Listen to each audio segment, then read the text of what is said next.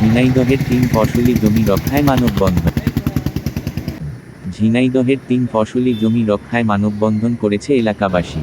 আজ সকালে ঝিনাইদহ সদর উপজেলার কাশিমপুর গ্রামে এই মানববন্ধন কর্মসূচির আয়োজন করা হয়।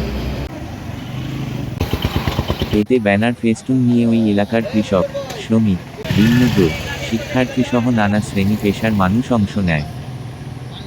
ঘণ্টাব্যাপী চলা এই কর্মসূচিতে বক্তব্য রাখেন ওই গ্রামের সোহরাব হোসেন, আবু তালেব মোল্লা, জামাল হোসেন, সাইফুল মণ্ডল, মাহবুব মোল্লা সহ স্থানীয়রা।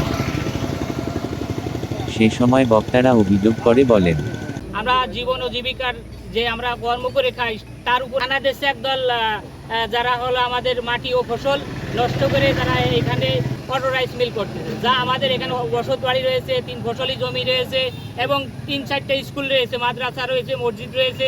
ডিসি মহোদয় আমাদের আশ্বস্ত করছিল যে এখানে কাজ হবে না, কারণ আবাসিক এলাকা 3 ফসলি জমির পাশে গোডাউন করা, অটো রাইস মিল করা এগুলো সম্পূর্ণভাবে নিষেধ।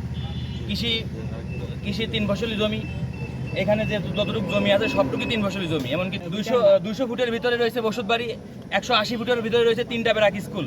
3টা ব্যারাক স্কুলে 120 জন 130 জন বাচ্চা কাচ্চা আছে। আপনারা সবাই দেখতে পেলেন যে এখানে সবাই বাচ্চা কাচ্চাও আছে। এইখানে কিভাবে অটো রাইস মিল হয়? আমরা এখানে যারা আছি সবাই ভুক্তভোগী, এমনকি গরিব মানুষ। আমাদের পাশে আপনারা সবাই একটু দাঁড়ান।